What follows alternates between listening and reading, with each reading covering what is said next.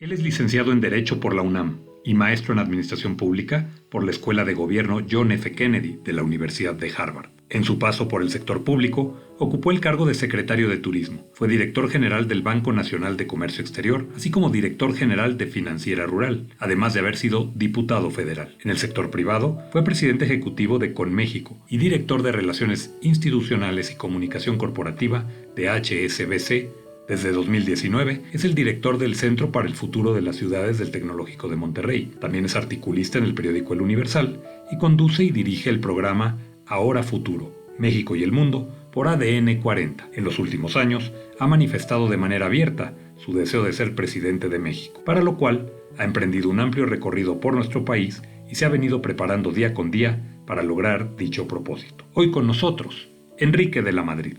Mi querido Enrique de la Madrid, me da muchísimo gusto saludarte este día y preguntarte, ¿y tú cómo estás? Pues a Dios gracias, bien, bien en lo personal, bien de familia, bien de salud, todos bien y en estos tiempos pues eso ya es lo más importante, estar con salud. Bueno, son tiempos efectivamente, Enrique, que nos han llevado a vivir de otra manera, a practicar incluso este tipo de encuentros de otra forma. Antes sería impensable haber hecho estos enlaces de manera tan cotidiana y ahora es lo del día a día. Y me da mucho gusto poder conversar contigo, Enrique de la Madrid. Te he visto sumamente movido, te veo por todos lados, eso me da mucho gusto, siempre sembrando ideas positivas y eso ayuda tremendamente.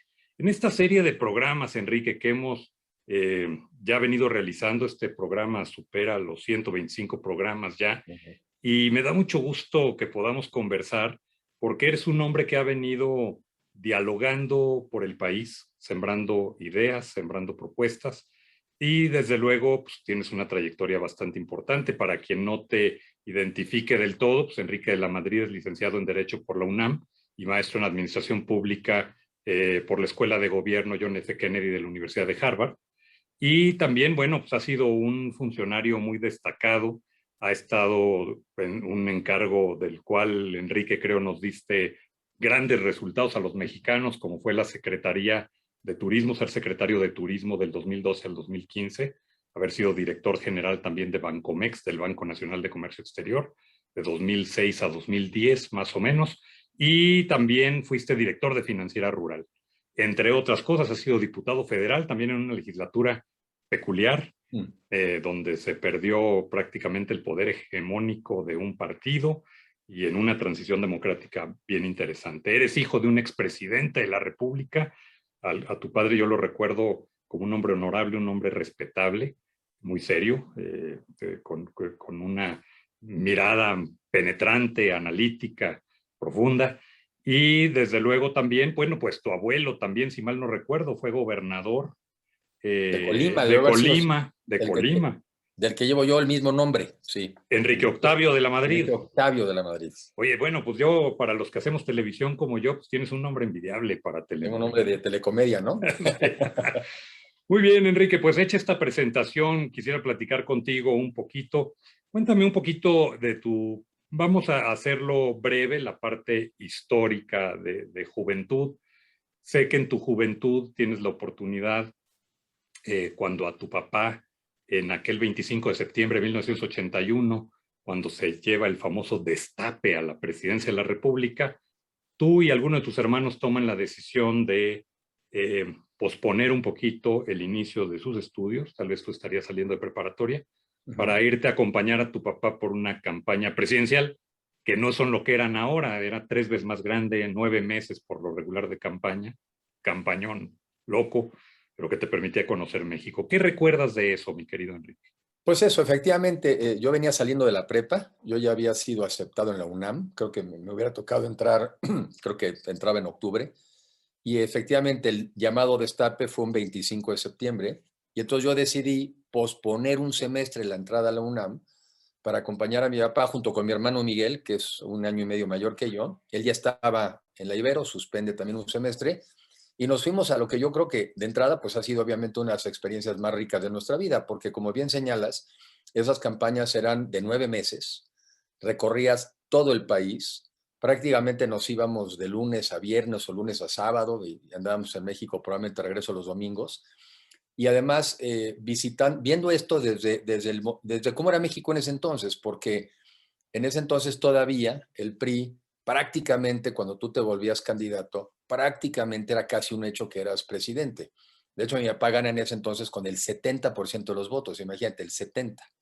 Entonces, en el fondo, esas campañas eran pues para que la gente conociera al candidato, futuro presidente, y el futuro presidente conociera a México, ¿no? Todas las vistas, todos los enfoques, los obreros, el sector campesino, los intelectuales, el mundo de la ciencia, la agricultura, la manufactura.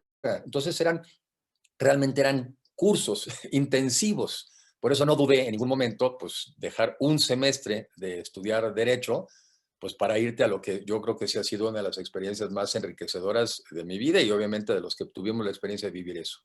Esas campañas que se llevaban, para los que no lo recuerden o las nuevas generaciones que no lo conocieron, eran campañas que se hacían ahora sí que por tierra. Había un camión, un autobús presidencial, incluso en la campaña, donde veías tú al candidato llegar a las ciudades, en aquellos camiones DINA ejecutivos, ¿no? Que eran, traían su sala, sus privaditos, a lo mejor hasta un baño. Era algo poco común, pero era la manera de hacer una campaña política en México que sí era permanentemente de tierra. Aquí, Enrique, déjame preguntarte una cosa. ¿Tu influencia en favor del servicio público y de la política tiene que ver con esta participación de tu abuelo y obviamente de tu padre, el haber vivido lo que viviste con tu papá? Pues mira, la del abuelo no, porque del abuelo ya después me fui enterando del abuelo tiempo después. Realmente tiene que ver con mi papá. Él siempre se dedicó al servicio público, sobre todo del lado financiero. Él trabajó como 15 años en la Secretaría de Hacienda, trabajando siempre de la mano también de un mexicano ejemplar, el licenciado Mario Ramón Beteta. Entonces, mi papá estuvo en el Banco de México un tiempo, va a la Secretaría de Hacienda, bajo las instrucciones del licenciado Beteta, y subía a Beteta y subía a mi papá, subía a Beteta y subía a mi papá. Él tuvo la suerte en ese sentido de hacer una carrera como de grupo, ¿no? Hasta que fue ya después secretario de Programación y Presupuesto, una secretaría que duró solamente 2 sexenios, pero bueno, hizo 2 presidentes, aunque solamente duró 2 sexenios. Y bueno, entonces, pues sí, tener esa cercanía, ese diálogo, tener esa experiencia. Yo a veces digo que no es muy diferente, no quiero frivolizar, pero pues al hijo de un dentista que acaba siendo dentista, ¿no? O al hijo de un ingeniero, pues ¿por qué? Porque es lo que ve, es lo que oye, y si finalmente le llama la atención, pues va por el camino. Nosotros somos 5 hermanos y de los 5 hermanos solamente yo me he dedicado en una parte de mi vida, porque no solamente he estado en el servicio público, también estoy yo en el sector privado, pero en fin, una parte de mi vida sí, pues sí, yo creo que sin duda me despertó esa vocación y porque yo en ese entonces, desde entonces creí y sigo creyendo que hay también la buena política. Lamentablemente la gente luego nada más ve la mala, ¿no? La egoísta, la individualista, la corrupta. Yo creo en la buena política, en la política que consiste en estudiar los problemas de una sociedad, buscar alternativas de solución con un diálogo y después pues tratar de ser un muy buen administrador y ejecutar esas políticas y medir los resultados. Sé que luego la gente ve la otra, ¿no? Ve la de los excesos, ve la de la corrupción, ve la de los intereses individuales por arriba de los personales, digo, de los colectivos. Pero bueno, en fin, yo creo en la buena política y esa es la que uno trata de hacer. Esta dualidad que te da efectivamente el haber estado en la iniciativa privada y no nada más en el sector público. Efectivamente estuviste como presidente del Consejo Mexicano de la Industria de Productos de Consumo, de Conméxico, y también estuviste en HCBC, si mal no recuerdo, en Relaciones Institucionales y Comunicación para México y Latinoamérica. Entre otras cosas, estás involucrado en el TEC de Monterrey, también impulsando algo bastante bueno y nuevo, que son este tema de las ciudades, del Centro para el Futuro de las Ciudades, ¿no? Del TEC de Monterrey. Así es. ¿Sigues en eso todavía? Sí, o sea, yo desde hace 2 años y medio me invitaron, y lo cual estoy muy contento, el TEC a crear este centro para el futuro de las ciudades. Y la razón es que en el mundo, por primera vez en la historia de la humanidad, vivimos más personas en ciudades que en el campo. Esa tendencia es irreversible. Cada vez seremos un mundo más urbano. México es urbano, 75% de los mexicanos vivimos en ciudades y creciendo. Y por eso es muy relevante estudiar cómo deben de ser nuestras ciudades. Yo digo que para 2 cosas. Para que sean los lugares donde podamos satisfacer nuestras necesidades. Aquí están pasando unos aviones supersónicos. Sí, ahí los escucho. Sí. Del Día de la Producto Independencia. del desfile, claro. Producto del desfile. Entonces, una es ¿Cómo logramos que nuestras ciudades nos ayuden a satisfacer necesidades de empleo, de vivienda, de salud, de vestido, de esparcimiento? Pero al mismo tiempo yo digo que tengan las condiciones para que cada quien sea quien quiere ser. Porque no venimos a la vida nada más a satisfacer necesidades, sino yo creo que venimos a desarrollar nuestro potencial. Y ese es el tema, cómo hacemos mejores ciudades. Y como el mundo es urbano, México es urbano, pues mejores ciudades por definición te darían un mejor país. No necesariamente al revés, ¿eh? Mejores ciudades te llevarían a tener un mejor país. Estimado Enrique, ¿no podría yo concebir tu trayectoria por el servicio público sin pensar en el recuento de aprendizaje que tuviste con tu padre siendo el presidente de la República? Conocer a un México desde ese espacio es diferente y conocer a un México de ese momento también lo es. Sin embargo, cuando tomas la Secretaría de Turismo, haces un papel sumamente destacado. Logras llevar a México al 6º lugar de atracción de visitantes y no nada más eso, pues te dedicas a un sector en donde prácticamente el sector turístico tiene casi 10 millones de personas que viven de manera directa o indirecta de ahí. Al decir directa, 4 millones, y lo demás en el cálculo que hace la Secretaría de Turismo de 1.5, pues te dan los 10 millones. Pero, ¿por qué poner ese énfasis en la Secretaría de Turismo? ¿Cuál fue tu experiencia? Bueno, dos temas. La primera, sí, o sea, la experiencia de haber vivido cerca de mi papá como estudiante, ¿eh? Porque no tenía yo ningún otro papel, ninguna otra influencia, más que simplemente la de un hijo conversando con su padre y un universitario, ¿no? Con lo que yo sabía en ese entonces, pues que era eso. Pero sí para mí fue muy formativo porque yo todas las noches, durante esos prácticamente 6 años, todas las noches conversábamos. Y lo que yo siempre digo es que la mayoría de los mexicanos tenemos que especular sobre las razones de algunas decisiones del Estado, ¿no? Y tú lo ves, ¿no? Todavía en los artículos hoy escribimos, especulamos, por qué habrá sido, y a mí pues me era muy cómodo simplemente preguntarle en ese momento al que tomaba las decisiones, ¿por qué fue? Así es sencillo, ¿no? Pues, ¿por qué fue, no? Y bueno, eso se puede ver de alguna manera, ¿no? Se puede decir, no, bueno, este tipo vivió toda la vida y muy alejado de la realidad, y no, al revés, porque a lo que se dedica un presidente todos los días es a tratar de transformar la realidad. Y por definición es un lugar, es un sitio desde donde puedes tener una óptica de todo el país, de todos los sectores y del mundo, ¿no?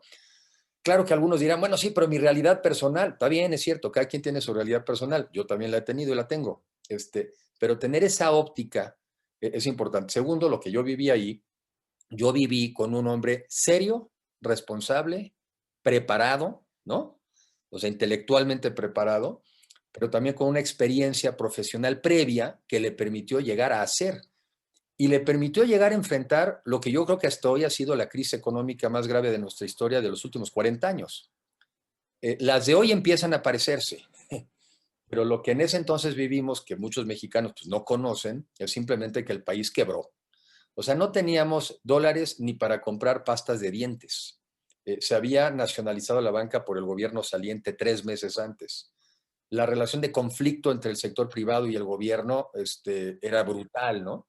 Entonces entró en un ambiente de crisis, de desconfianza, de incumplimiento de deudas externas, también de quiebra de una buena parte de las empresas mexicanas que se habían endeudado en dólares y con la devaluación de la moneda también estaban en riesgo de quebrar. Y yo digo, para no quedarme mucho en ese periodo, que en ese periodo ocurrieron dos cosas que vamos a tener que hacer en otra vez. Fíjate lo que digo. Se tuvieron que tomar medidas para salir de la crisis y generar un nuevo modelo económico de país. Y un poco ahí estamos otra vez, Julio. Estamos en 5 crisis simultáneas, estamos en una crisis económica, estamos en una crisis sanitaria, estamos en una crisis de inseguridad, estamos en una crisis de pobreza y estamos en una crisis de confianza. 5 crisis a la vez.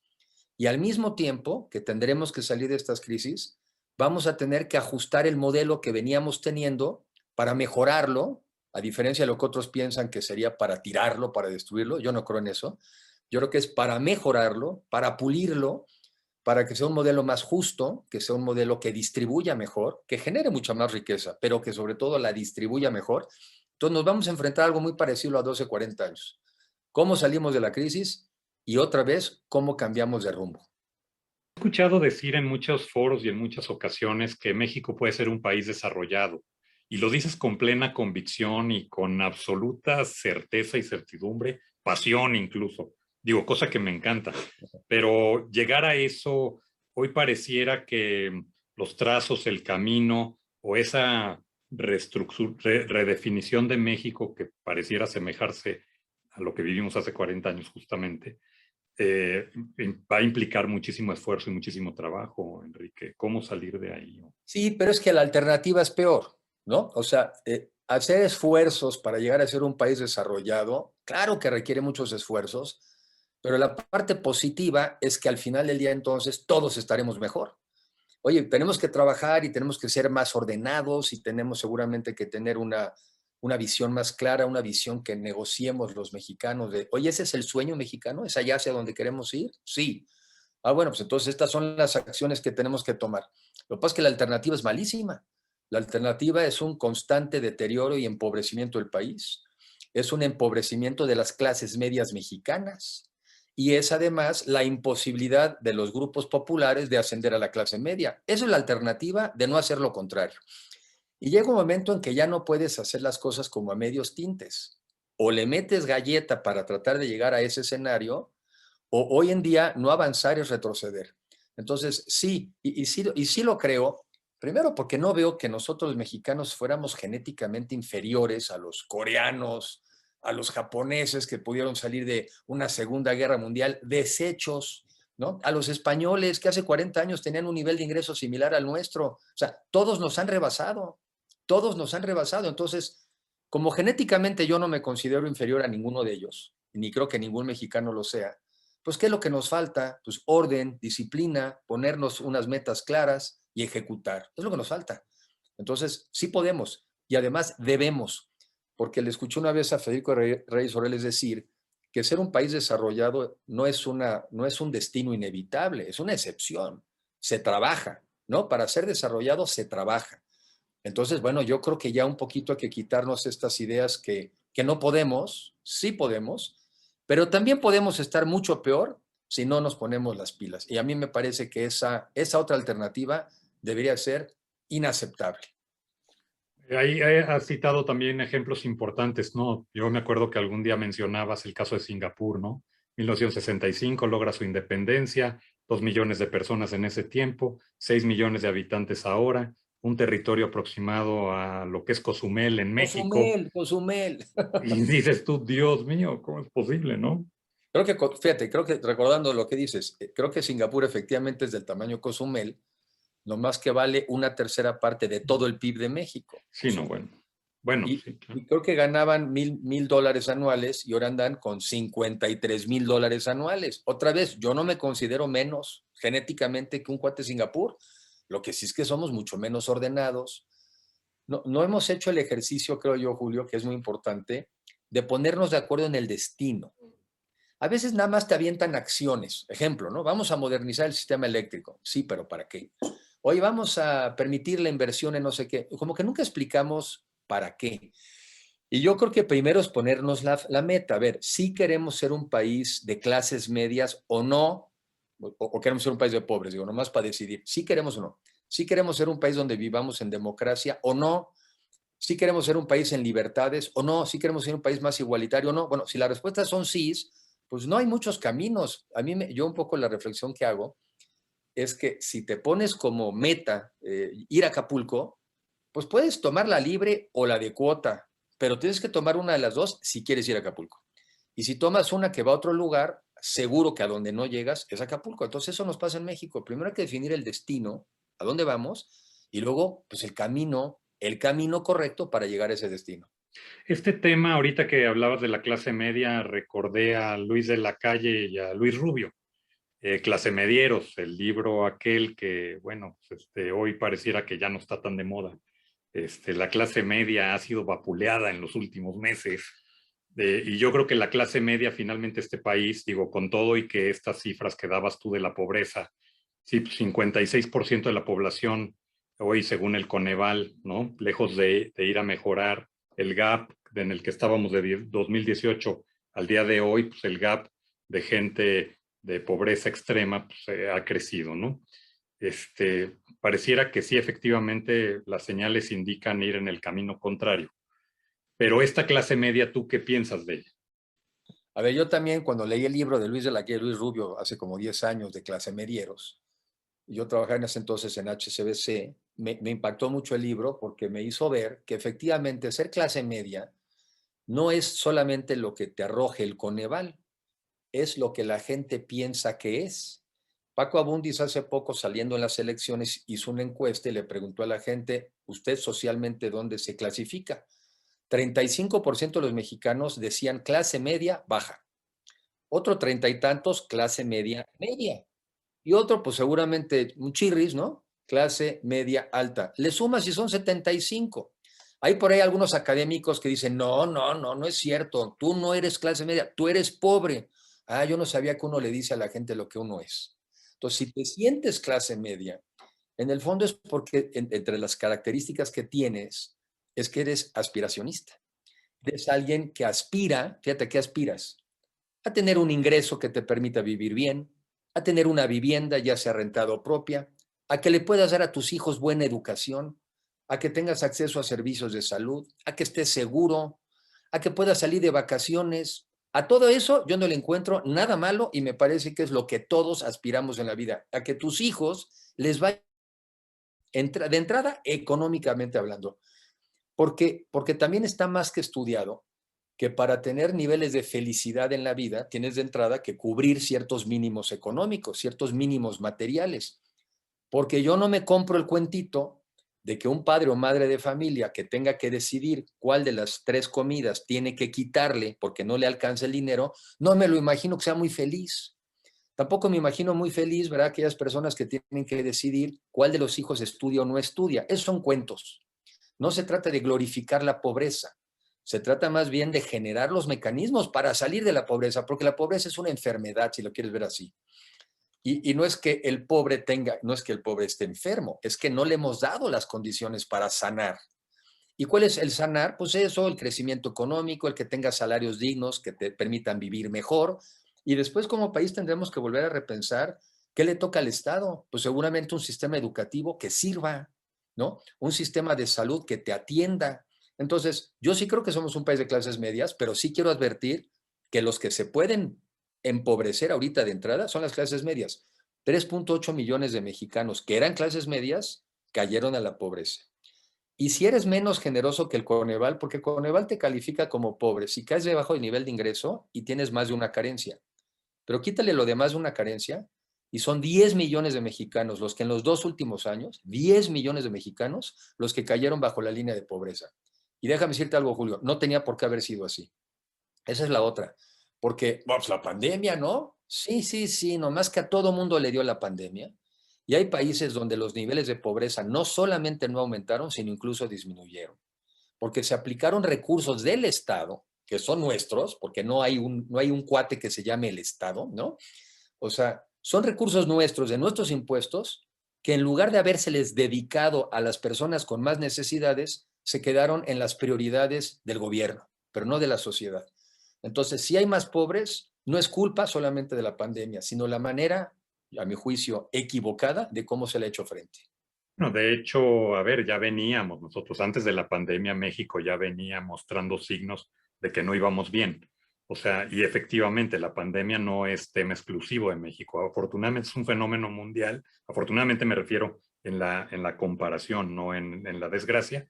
Y en este tema, evidentemente, hubo otros países que tuvieron la sagacidad, audacia o preparación o capacidad de decisión de tomar las cosas de manera distinta y resolverla de manera distinta. Pero Sí. también aquí me llevas a una pregunta bien importante. ¿Cuáles serían entonces las causas que tenga a México hoy bajo los retos existentes? ¿A qué me refiero? Diario oímos decir que prácticamente que los últimos 40 años todo se hizo mal, que las decisiones macroeconómicas fueron equivocadas. A ver, yo no soy de esa idea. Yo creo que como todo, hay diferentes ópticas y diferentes momentos, aciertos y errores.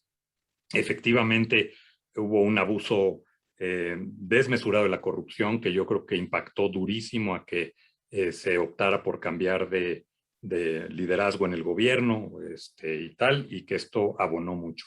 Pero también yo siento que México, no, todo lo que ha construido bien México, pareciera que nunca existió.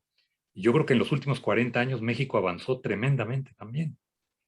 A ver, yo coincido contigo. Yo mucho de mis presentaciones que hago me enfoco en eso y por eso le doy como una perspectiva histórica que tiene que ver simplemente con la que yo he vivido, para no irme mucho más atrás.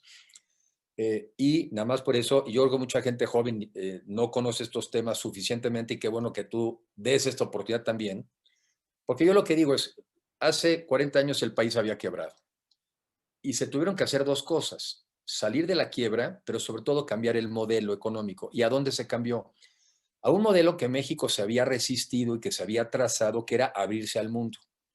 Generamos antes una economía cerrada, pues para permitir que hubiera un proceso de industrialización en México, que bueno, así lo hicieron todos, pero después hubo países como los asiáticos que llegó un momento en que dijeron, pues ya hay que abrirlo, porque si no, pues se acaban creando monopolios y no tú como cliente o como ciudadano, no recibes ni los productos mejores ni al precio más bajo posible. Entonces, bueno, México en crisis se abrió al mundo, pero fíjate, después de ese abrirse al mundo, pasamos de 50,000 millones de dólares de exportaciones en los 80s a 450,000 millones de dólares cada año. O sea, nosotros exportamos 8 veces más cada año.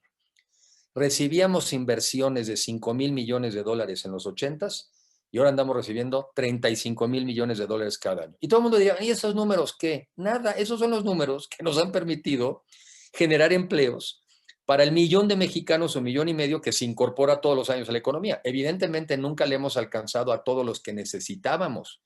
Bueno, pero estaríamos infinitamente peor si no lo hubiéramos hecho. Y luego hay ciertos datos que también son duros, no son de uno. Teníamos 61 años de expectativa de vida en el año 70, 61. Hoy tenemos 75, 76. Oye, es que todo el mundo mejoró. No, todo el mundo. Hay países todavía hoy en día, creo que Sudáfrica, que tiene 45 años de expectativa de vida. O sea que nuestro sistema de salud que teníamos, con todas las críticas que le han hecho, pues nos permitía tener 77 años de expectativa de vida. El sistema educativo que ha crecido en más o menos la misma población de todo Centroamérica, o sea, que atiende a como 35 millones de personas, también nos ha dado 6 años de escolaridad a 9.7. Oye, ¿podría ser mejor? Sin duda podría ser mejor, ¿no? Entonces, este cuentito de que México no ha mejorado, primero, pues es muy mala leche de quienes lo han hecho, y perdón que lo diga, es mucha ignorancia de quienes lo han comprado, ¿no? Pero vamos a asumir que fuera verdad y que todo estaba muy mal. Bueno, pues 2% de crecimiento económico cada año durante los últimos 20 años, 2 es mejor que -8, que fue el crecimiento del año pasado. Oye, que el sistema de salud no era muy bueno y que había que quitarlo y había mucha corrupción. Sí, nomás que cuando quitaron el Seguro Popular, 16 millones de mexicanos se quedaron sin acceso a los servicios de salud. Ay, caray. Oye, es que son un desastre en los temas de seguridad. En México es un país súper violento. Sí, es verdad. Nomás que en estos primeros años ha habido 90 y tantos mil muertos. 3 veces más que los que hubo en los primeros años del presidente Calderón. Entonces, bueno, ya no es muy bueno el argumento de que eran muy malos los pasados, porque entonces te queda el argumento de que son mucho peores los que llegaron. O sea, ¿no? Entonces, no va, o sea, no va, no se sostiene. Por eso los resultados que estamos teniendo, porque el diagnóstico fue malo, el diagnóstico está equivocado. Quitan las cosas que sí servían, pues se nota. Oye, que el sistema de medicinas era un desastre y había corrupción. Yo no dudo que haya habido algo, pero había corrupción y medicinas. Ahora no hay medicinas. Y nada más hay corrupción, Pues entonces dices, lamentablemente. hay cosas que a estas alturas creo que ya hay que empezar a usar un poquito la cabeza para pensar y que no todo sea pura emoción y coraje, ¿no? Hay que Ahorita, empezar a usar la cabeza. ahorita que decías el crecimiento económico de México, efectivamente ese 2%, que pues era muy bueno, digo, era bueno, estable, al menos existía, pero también, por ejemplo, me remito al Bajío, al Gran Bajío, el 5% anual de crecimiento sostenido año tras año, ¿no? Durante los últimos 25 años.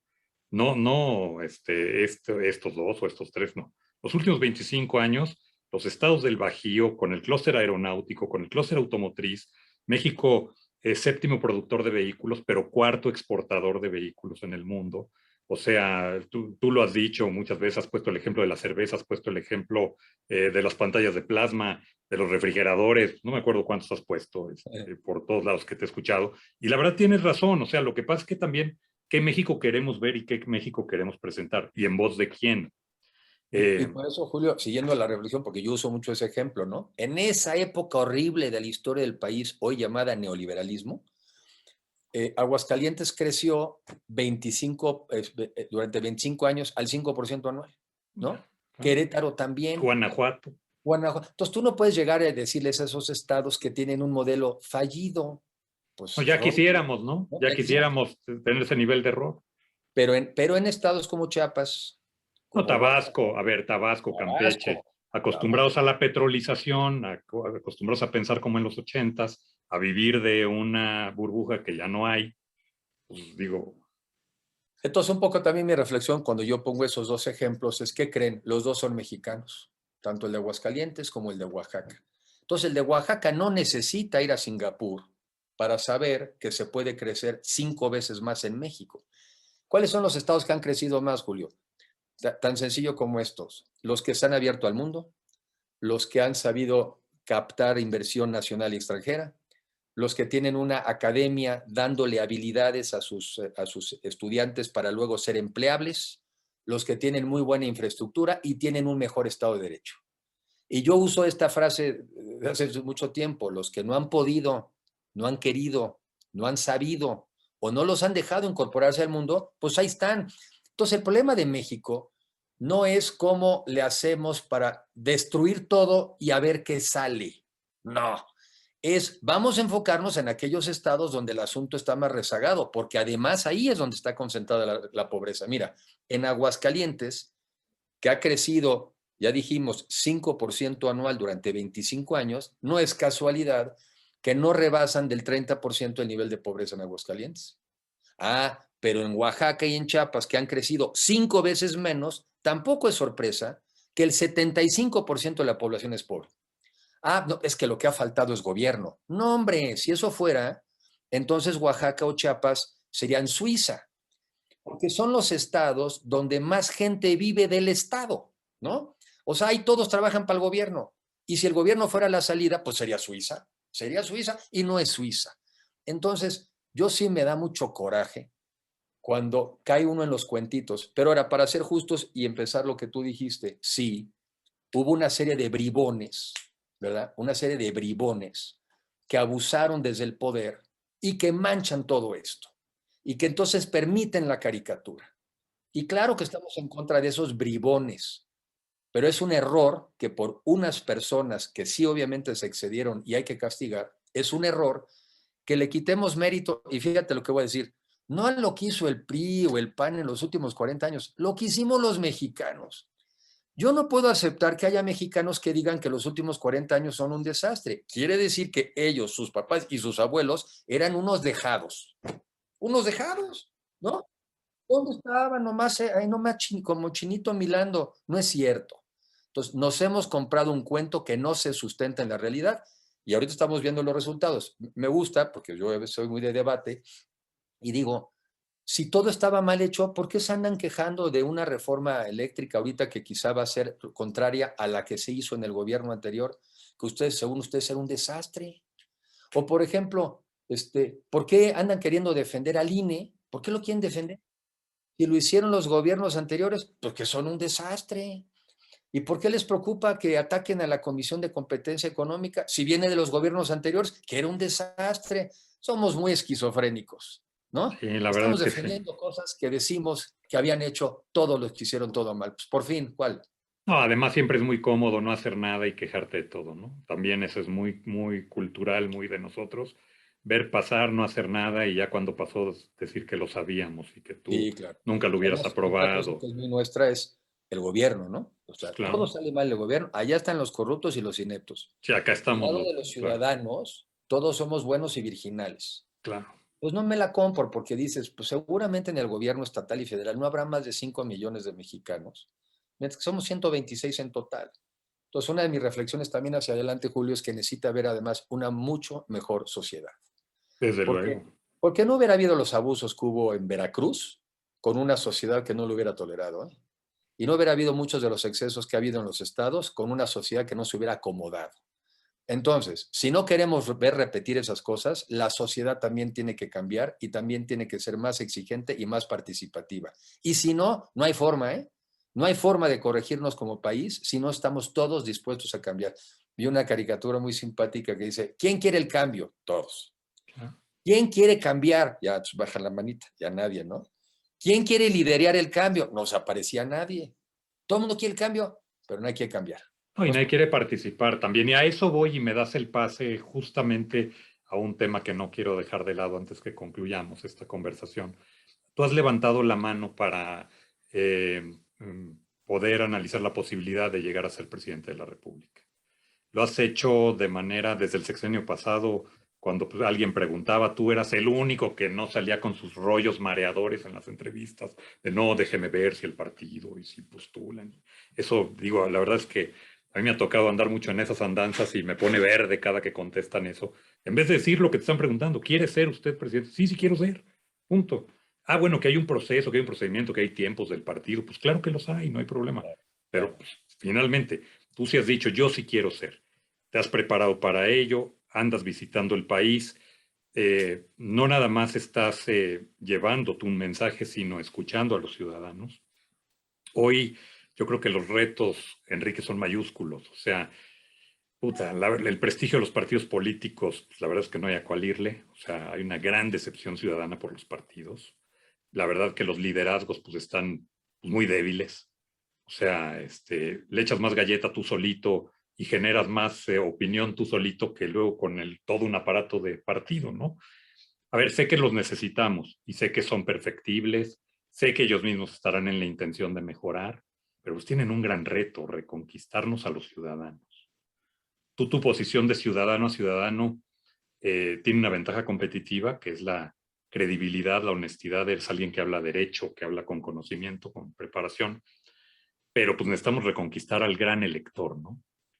No basta decir que no nos cae bien lo que tenemos, o sea, eso ya será decisión de cada quien, si les cae bien o le cae mal o tal. Lo que sí debemos de estar muy conscientes es hacia dónde va México y hacia dónde lo quisieras tú llevar. Por ejemplo, yo veo tu tema, te he escuchado hablar a ti de las energías renovables, de que tenemos viento, sol, de que tenemos la cuarta reserva mundial de gas y otras cosas. Hoy la primera plana de reforma, hoy 16 de septiembre, es que el fracking otra vez está en debate, primera plana, que sí. Bueno, es que la verdad es que somos monotemáticos y monobsesivos. ¿Por qué Y no nos... discutimos la conveniencia del uso de la rueda? Podría ser interesante. Bueno, es como tú dices, pues Dios mío, Podríamos ¿de qué estamos hablando? ¿No? regresar a reflexionar sobre un tema tan profundo. Es una locura. Entonces tú, a ver, tú sí has levantado la mano, tú sí quieres ser, a pesar de todo, quieres ser, Enrique. A ver, te lo voy a poner al revés. Uh-huh. Yo no me puedo quedar pasivo viendo el rumbo a donde vamos, porque sé dónde llegamos. Yo no me puedo quedar. Yo he participado primero de joven, porque vi el cambio, y después ya como profesionista, pues he participado en tratar de construir un México mejor. Y estoy convencido que es mejor. Oye, además no lo hicimos en un país que se quedó estático, ¿no? Es igualmente como los suizos, que no crecen en población. Hombre, aquí hemos pasado de un país que en los 80s éramos 80 millones de habitantes, y hoy somos 126, que esa es otra cosa que tampoco nunca evaluamos. Fíjate, hemos crecido el equivalente a una España en estos 40 años. Entonces también lo que nos pasa es que crece el pastel, pero invitamos a más gente a la comida. Entonces siempre es el mismo pedacito o hasta menos, ¿no? Y en algunos estados, pues hasta se hace más chiquito. Entonces, yo soy un convencido de que vivimos el mejor de los mundos que existe hasta la fecha, pero puede ser un mundo mejor. Y entonces no me parece como alternativa decir, pues me voy a quedar viendo porque pues ni modo, ya, yo ya hice lo que me tocaba y yo ya, ¿para qué me meto en líos? ¿Para qué corro riesgos? No, me resisto a ver para dónde vamos.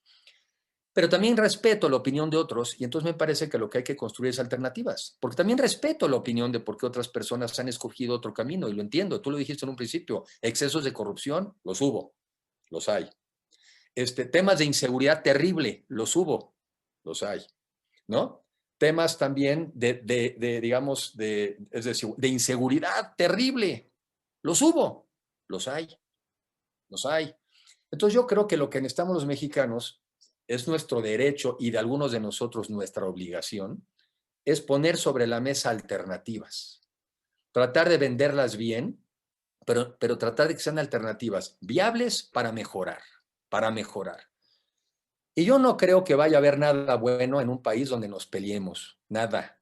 Nada bueno en un país donde le venden a algunos, tú estás mal porque otro te lo quitó. Yo no lo veo así. Yo creo que sí permitimos una sociedad en donde a algunos les fuera muy bien y a otros no les fue tan bien, pero no fue porque fue por diseño. Es quizá algo peor, por omisión, por descuido, por indiferencia, por apatía, ¿no? Bueno, ¿y eso no se puede corregir? Claro que se puede corregir. ¿Tenemos que destruir el país para después mejorarlo? Yo espero que no. O sea, los mexicanos son muy, muy destructivos. Vino la revolución y hoy hacemos, ¿no? Las festejamos. Ah, pero pues hay que preguntar a los mexicanos de esa época cómo la pasaron, ¿no? Entonces yo creo que este país puede mejorar, tiene que mejorar a partir de reconocer que cometimos errores, hubo excesos, pero que también somos un mejor país que el de hace 40 o 50 años. Y por eso tenemos plataforma para mejorar. Ah, pero si nos atarugamos y esa plataforma se va deteriorando y cada vez es de peor calidad, pues sí se nos aleja la posibilidad de ser un país desarrollado a lo que yo le llamaré un país de clases medias. Por eso no me puedo resistir, esa es una. Y la otra, Julio, yo ya aprendí que yo ya no pierdo mucho en tiempo ir a convencer algo. Si yo me convenzo a mí mismo, primero camino y después a ver quién me sigue. Es muy tardado tratar de ir a decirle, buscar bola, ¿no? Mucha gente, no, tú empiezas, tú dices, tú opinas y después creo que vas recogiendo gente que dice, coincido con esas cosas. Entonces, en ese contexto es que yo sé, pues que tenemos que enfrentarnos en 3 años, vamos a tener una decisión muy relevante. Y yo lo que quiero es participar en dos cosas. Quiero participar en construir la opción, porque estoy convencido que hay opción. Sé cuál es la opción. Sé que es este país desarrollado de clases medias en el cual podamos, fíjate, eliminar la pobreza extrema y el hambre en el país. Lo podemos hacer en una administración. Eso lo podemos hacer. O sea, de entrada, puedes mejorar significativamente el nivel de vida de la gente. Y dirán, ¿cómo? Mejorando el nivel de la economía, creciendo mucho más y repartiendo mucho más lo que se genere. Repartiendo mucho más. Sí nos faltó repartir más. Pero no puedes repartir un país que no crece. Ahorita no hay inversión, nadie quiere invertir, estamos peleados entre nosotros, los asustan, pues ¿de dónde va a salir? Entonces, bueno, y en el camino, Julio, así soy realista. Si uno va creciendo, será una opción, y si uno no crece, pues uno no será opción. En ese sentido, soy así muy realista. Enrique, celebro profundamente tu determinación, tu visión de aventarse y que aventarse. Yo también soy de los que no creo que quedándonos pasivos y sin hacer nada las cosas van a cambiar. Siempre creo que la vida tiene actores y espectadores. Y la verdad es que yo siempre he preferido ser un actor. Me gusta más. Ya cuando me toque ser espectador de mi propio camino, pues evaluaré y diré, ah, caray, Claro, pues esto por aquí sí o por acá no, claro. pero lo celebro profundamente. Una última pregunta, Enrique, que omití antes de esta, que es con la que yo quería cerrar, pero no me puedo dejar de hacértela.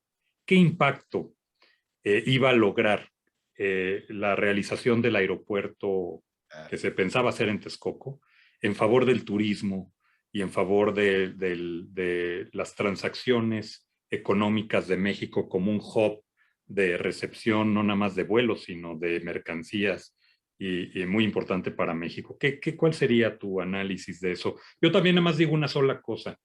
A ver, si hubo corrupción, si estuvo mal hecho, pues, mete a los corruptos a la cárcel, que devuelvan lo que se robaron y sigues con la obra. Esa sería mi visión. Pero bueno, pues ya tenemos otro aeropuerto, otra alternativa que no sabemos incluso, tú sabrás más de eso que yo, si la YATA o si se va a obligar a las aerolíneas a mudarse a Santa Lucía o no, o lo van a tener que acabar haciendo por presión política. Pero pues bueno, todavía no encuentro una conexión fehaciente y práctica entre Santa Lucía, que pretende estar inaugurado en marzo del año que entra, según San Juan, y que cómo nos vamos a trasladar o cómo se van a trasladar los pasajeros en esos tiempos a la terminal 1 y 2 del actual aeropuerto, o qué va a pasar, o también vamos a dejar que se caiga a pedazos la terminal 1 como se está viendo, los pisos rotos, los techos caídos, las humedades, tienes que entrar con paraguas al aeropuerto, una cosa terrible, o sea, ya no se le mete un solo peso en la promesa de que va a haber un nuevo aeropuerto. ¿Qué va a pasar?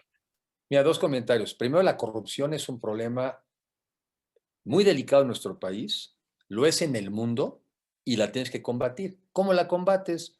Pues, eliminando la impunidad.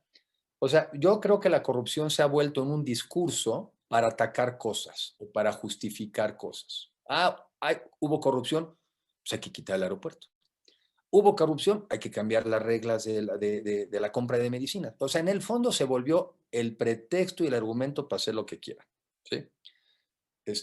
Porque si hay corrupción, es muy sencillo, ¿no? Se castiga, se persigue, se castiga, ya. No se hace eso. Se usa la corrupción, en nuestro caso, pasó de ser un mal a un argumento, A ¿no? un plan de gobierno, a un plan de Es más, gobierno. un plan de gobierno, ¿no? Entonces, es como yo le digo, yo no me imagino una empresa, la verdad, yo no me imagino una empresa cuya gran estrategia de ventas fuera, oye, ¿usted cómo va a crecer las ventas de tal producto en Brasil? Voy a eliminar la corrupción y voy a ser muy austero. No, bueno, está bien, pero en serio, dígame, ¿qué va a hacer usted para que crezcan las ventas en Brasil? No, en serio, voy a eliminar la corrupción y voy a ser muy austero.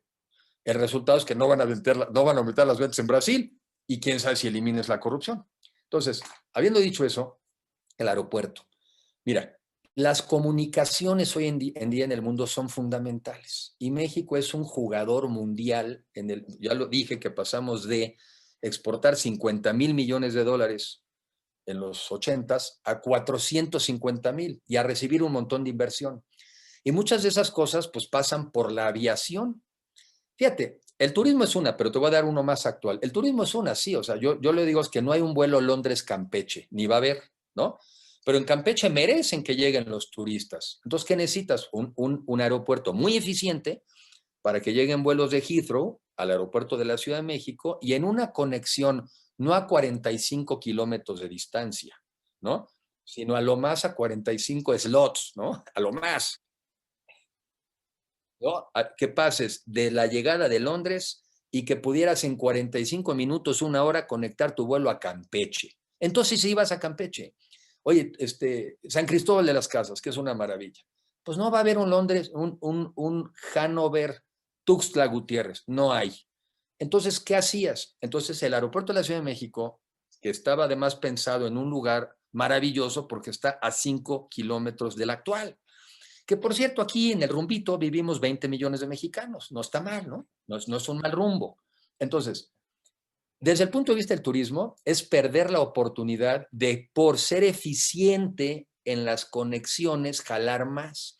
Tú cuando eres turista, salvo que seas una persona muy loca, a ti lo que menos te interesa es estar en el aeropuerto y en el avión. Tú lo que quieres es que tus comunicaciones sean rápidas, baratas, eficientes y llegues.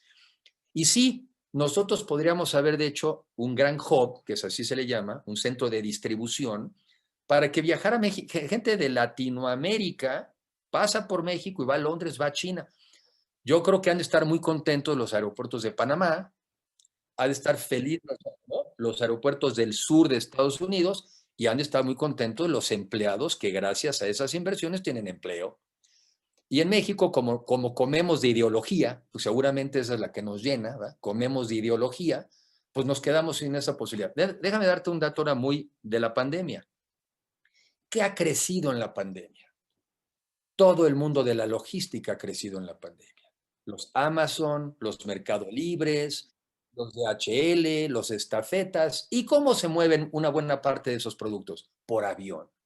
Y entonces nosotros seríamos un hub perfecto para estar distribuyendo ese que ha sido uno de los sectores de la economía que más ha crecido en la pandemia. Entonces, perdón, con respeto lo digo porque soy respetuoso, ese es el resultado de no pensar las cosas, sino que sea nada más el resultado del rencor, del enojo, ¿verdad? Pero ¿a quiénes nos está afectando? Pues a los mexicanos. Y por cierto, ¿a quién más? Al que menos tiene. Porque el que menos tiene necesita que en este país haya muchas inversiones para que haya oportunidades de trabajo. La caída de la inversión en México, lo que representa al final del día es que no habrá trabajos bien empleados para la mayoría de los mexicanos. Ese es el resumen. Se caen las inversiones en México, se caen tus posibilidades de tener un empleo digno que te permita tener una vida decente. Esa es la consecuencia. Aquí no hay nada demagógico ni nada neoliberal. Es simplemente hay gente que quiere construir en tu país, quiere invertir en tu país, tú vas a tener oportunidades.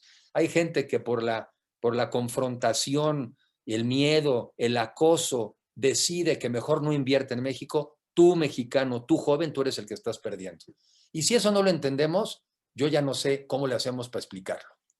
Totalmente. Oye, ya, ahora sí, la última y nos Por vamos. último, nos vamos. Ahí te va. El Tren Maya, ¿no irá a quedar en un libro de Tennessee Williams, en un tranvía llamado Deseo? ¿O se va a acabar eso? ¿Llega otro gobierno? ¿Lo irá a continuar? ¿Qué va a pasar? Pues sí, a mí me da mucho miedo porque, primero porque yo nunca tuve en mis manos, porque creo que no existe, nunca tuve en mis manos un estudio, porque todas las personas, caray, para hacer una casa hay un estudio, ¿no? Para hacer una casa hay un plano arquitectónico, ¿no? Para hacer un coche, para invertir en un nuevo negocio. No creo que somos un país original, porque aquí no necesitamos hacer estudios para hacer inversiones de cientos de miles de millones de pesos. Es como somos tan talentosos, ¿no? Tan talentosos, tan creativos, que como que ¿para qué perdemos el tiempo? Entonces, ahora, el problemita es que si no tienes un estudio, primero no sabes cuánto te acaba costando, porque entre el presupuesto original y lo que al final del día acabe costando, pues va a multiplicarse por varias veces. Dos, tampoco sabes al final del día, porque no hay nada que te diga, oye, ¿y fue una inversión ganadora o fue inversión perdedora? Pues tampoco lo sabes. Es más, no importa, ¿no? ¿Para qué? Yo lo único que me la paso viendo en los periódicos es que ya no va a pasar por Mérida porque está muy complicado pasar por Mérida. Ah, pues yo pensé que era para pasar por Mérida. Ya no va a pasar por Campeche tampoco, porque está muy complicado pasar por Campeche. Entonces, ¿por dónde va a pasar? Y si no va a pasar por ningún lugar relevante, pues ¿quién se va a subir? Y si no se van a subir, ¿quién va a pagar el costo de eso? Entonces, bueno, pues eran muchas dudas que seguramente en los años por venir, tristemente las iremos confirmando las sospechas de que cuando no haces un estudio y no planeas, pues los resultados son verdaderamente inesperados. A mí sí me preocupa que es el día de mañana le digan a estos estados que en un principio aplaudieron la decisión, le digan, está bien, pues ya te lo di, tú págalo, ya, pues tú coopera, tú, es más, estabas feliz, ¿no? Pues órale, ahí te va el costo. Yo así me lo imagino el final. Terrible. Mi querido Enrique de la Madrid, ha sido un gran placer poder conversar contigo, escucharte. Esta exposición de ideas creo que será muy útil para las personas que nos hacen favor de vernos y agradecerte mucho tu atención, que dediques este espacio, este día de asueto para conversar con nosotros y te deseo mucho éxito. Ya tendremos oportunidad nuevamente de platicar próximamente. El agradecido soy yo, Julio, sobre todo de tener lo que yo digo, la oportunidad de expresar puntos de vista, en este caso los míos, que en algunos yo creo que muchos coincidimos, y al final del día con la intención de que también la gente vaya formando su criterio, ¿no?